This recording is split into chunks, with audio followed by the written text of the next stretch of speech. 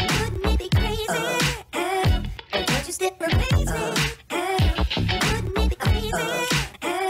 Don't you still amaze me? If I find my way home, yeah.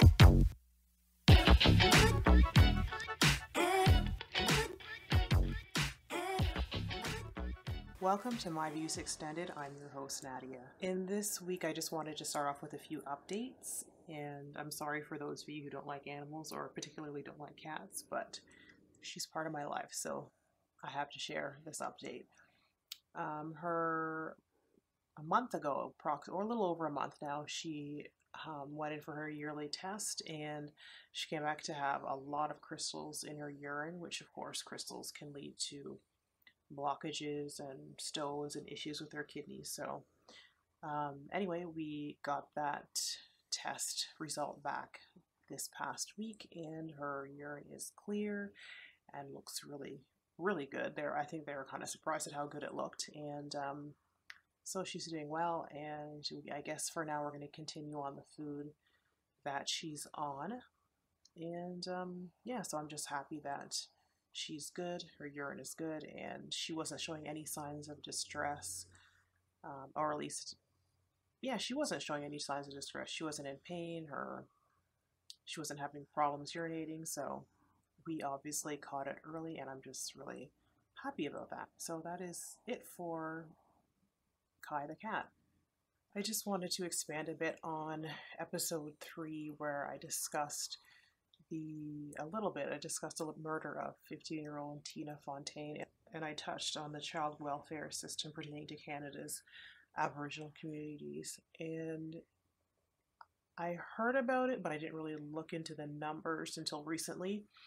And the province of Manitoba has one of the highest number of children within care in Canada.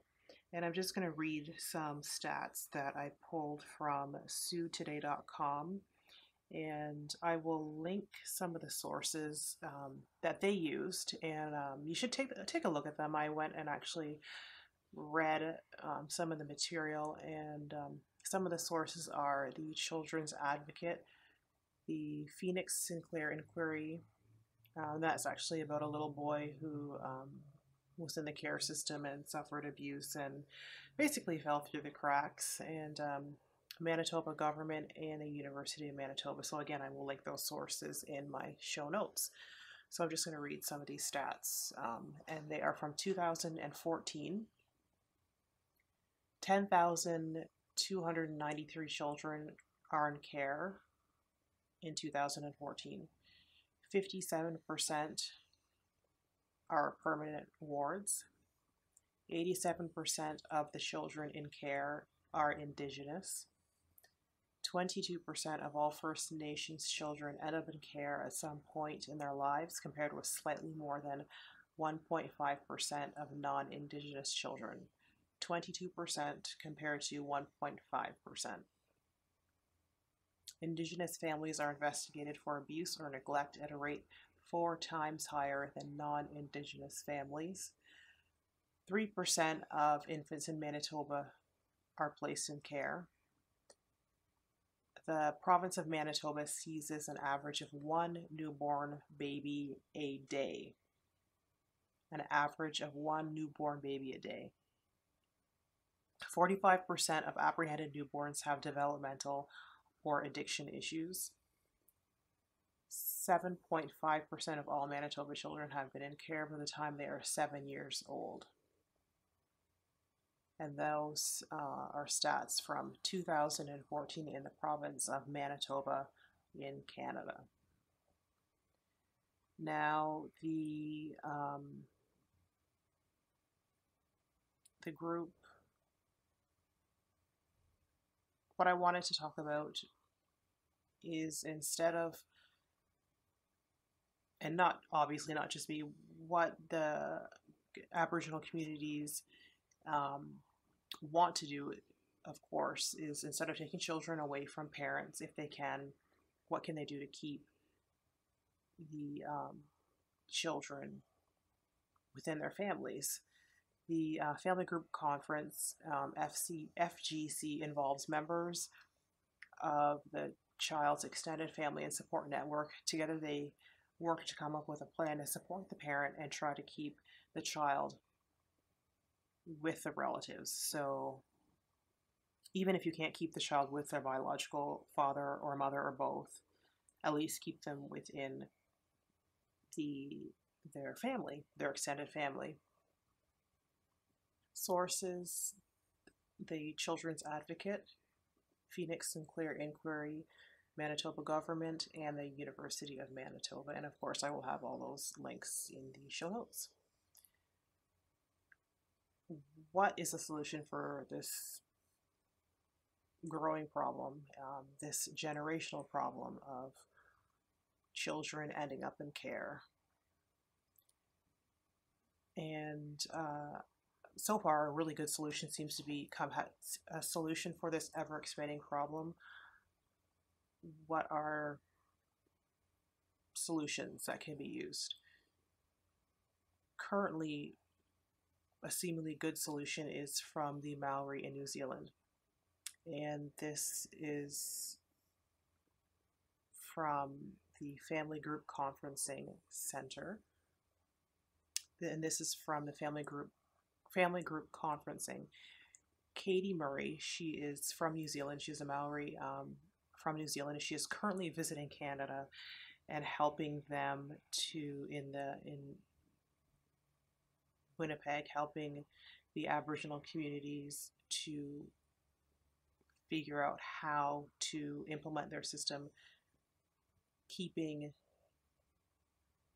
the children within their families. And forgive my pronunciation of this, but it's being implemented in Winnipeg's Maui Wi Itata, and this translates into we all work together to help one another, and this is translated from the Ojibwe language, and it's Winnipeg's Maui Wi Itata Center, and I'll leave a link for that. And basically what this is about is the Family Group Conference, or FGC, involves members of the child's extended family and support network. And together they work to come up with a plan to support the parent and try to keep the child with the relatives. So even if the child is not with one parent or both parents, they're with relatives, and then being with relatives, they can not lose complete touch with one parent or both parents, which I think is an awesome solution. Now, don't get me wrong, a child who is in care, a loving, stable home is better than no home, or better than being bounced from foster home to foster home. But if you can keep a child within their community, their ethnic community, or better yet, within their own blood family, why would you not try and do that? Why would you not want them to not have that identity? I don't know anybody who grew up outside of their own ethnic community. I don't know anybody who didn't ever question, where am I from? What are my people like? They love their adopted family or their foster family, but there's a piece of you that's missing if you didn't grow up around it. That's just normal. I think that's just human nature. So I don't know how long Katie Murray is going to be in Canada, but they've had really good success in New Zealand, and hopefully they can have really good success in Canada. They've already been doing something like that in Canada, I think, for the last, I'm not too positive on the numbers, but they've already been doing something like that. But I guess they're bringing her to kind of, they want to bring somebody from a community where it's been working and being implemented, and it's going really well. And so any help that you can get from somebody else, and of course, if you can have somebody who's had a proven track record, the government and the government funds will be allocated a little better, and hopefully the child welfare agencies will be willing to implement them because again, if can have the communities working with um, willing to work, but if you don't have the government child care system wanting to work within the communities, nothing's going to get done, because every community child welfare office, they are kind of in charge of what happens or what doesn't happen. So if we have to bring somebody like Katie Murray in to help and get the money allocated to the right party, then bring her in and keep her for as long as she's willing to stay. I just think it's a really great thing that she's willing to do, and I will suggest that you go ahead and look at some of those links that I'm going to leave in the show notes. And yeah, it's really interesting. And I think there's also, she was on the radio, and you can hear a little bit of her interview and what they do over there and what she hopes to do over here. I also wanted to talk a little bit about my hometown and what's going on there. On January 1st, 2013, in my hometown of Sarnia, Ontario, 27-year-old elementary school teacher Noelle Paquette was murdered, and her body was discovered January 2nd of 2013. On December 18th of 2015 this year, 22-year-old man and a 34-year-old woman, again no names, have pleaded guilty to first-degree murder, and this plea carries a life sentence with no eligibility for parole for 25 years. And in case anybody was wondering, we do not have the death penalty in Canada. It was abolished in 1976, and I'll put a link to that in case you're interested in, how that came about. The trial is finally scheduled for April of 2016, and the case will not be heard in Sarnia, Ontario. They actually moved it to Windsor, Ontario. Obviously because there's a lot of feelings and a lot of emotions, and you want the trial to not be biased. You want it to be a fair trial, even though they have pleaded guilty to first-degree murder. And I am just basically glad that things have finally started, and hopefully these two people will be put away for the rest of their lives, and that the start and hopefully the short conclusion of the trial will bring some closure for Noelle's family and friends. I come from a relatively small, it's not tiny, but it's small enough. I think right now we're around 71,000 people. And I guess, 71,000 people. And we've never had a lot of murder or homicides in my hometown, and especially by strangers. If there were murders, homicides, it was usually some kind of something domestic that happened, whether they knew each other, they were dating, they were married, exes. It just didn't happen. It just wasn't strangers that came in and just did that for the most part. And, we might have had, I don't know, maybe a homicide or a murder once every 3 years, 4 years. We might have had a stretch of every 7 years, something like that. So that's how infrequently it happened. And it was a really big shock to our community and a really sad thing within our community. She was an elementary school teacher, and she was very much loved by her community and her school and her family and friends. And she was one of those teachers that went the extra mile to make sure that her students were taken care of in that regard of, if they needed school supplies, if they needed food. She was one of those teachers who reached into her pocket and helped in those ways that she could. So I'm just happy that that's going to be starting soon, and her family can hopefully get some peace of mind that these two people will be put away for the rest of their lives. I'm going to leave a link to probably the news story, and definitely a link to her foundation. It's called Noelle's Gift, and that's something that was started, I'm not sure if it was by her family and friends or one or the other or both, but uh, and it's basically the charity. I'll just quote from it. The charity focuses on ensuring every student in Lambton County has the resources needed to thrive, including adequate nutrition, shoes, and school supplies. So, yeah, that is hopefully a conclusion to that story. And that brings me around to speaking of teachers and the amount of money that they spend for school supplies that are needed for their classroom. I've had in the past, and I'm sure many of you have had teachers that have spent their own money to top up school supplies purchased, school supplies were rather not purchased by the school boards, um, whatever the reason. But yeah, especially in elementary school, I find in elementary school that's when you pretty much had those. I don't know about high school. It's been announced this past week, and a promise that Justin Trudeau did promise our current prime minister that he was going to do. There is going to be an annual tax credit for school supplies purchased by teachers and educators. They can claim up to $1,000 annually.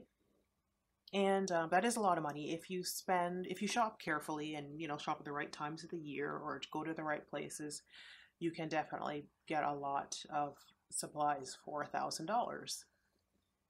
But as great as this is, the question has to come up: why are the school boards, the individual school boards, individual schools not supplying the teachers with what they need for their classrooms?